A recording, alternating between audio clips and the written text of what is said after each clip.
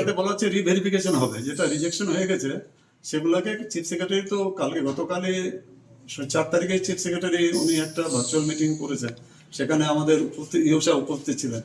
পরে আমি ওনার কাছে কলকাতায় ফোনে কথা বলেছিলাম, উনি বললেন যে না, চিফ সেক্রেটারি বলেছেন যে ওটা রিভেরিফিকেশন হবে, যেগুলো হয়েছে ডোর টু ডোর রিভেরিফিকেশন হবে। আর 10 তারিখ পর্যন্ত একটা ডেটও করে দেওয়া হয়েছে, সেই 10 তারিখ মধ্যেই সেই রিভেরিফিকেশনটাকে কমপ্লিট করতে হবে।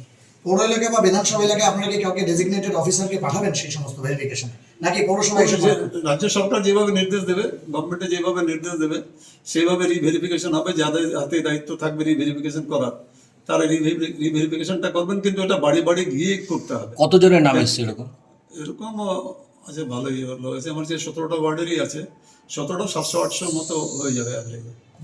তো এগুলা সব বাড়ি বাড়ি গিয়ে রিভেরিফাই করে যেগুলো আছে, যেরকম আইটি যার আছে সেই ইন্টাইটেলড হবে না, বা জিএসটিতে যার এনরোল্ড আছে সেই ইন্টাইটেলড হবে না, বা পাকা 3টা বাড়ি আছে, এরকম অনেকগুলো প্যারাফার্নালিয়াস আছে যেগুলো লক্ষ্মীর ভান্ডারে ছিল না। লক্ষ্মীর ভান্ডারে টাকাটা 1500 টাকা ছিল, কিন্তু লক্ষ্মীর ভান্ডারে ক্রাইটেরিয়াটা একটু ডিফারেন্ট ছিল। এর মধ্যে যেটা আছে যে এর মধ্যে আপনাকে 3000 টাকা আছে, কিন্তু কিছু যোগ্যতার ব্যাপারটা এর মধ্যে আছে, সেটাতে যারা যারা মিট করতে পারবেন সেই এলিজিবল ক্রাইটেরিয়াটা, তারাই সেই অ্যাডভান্টেজটা পাবে।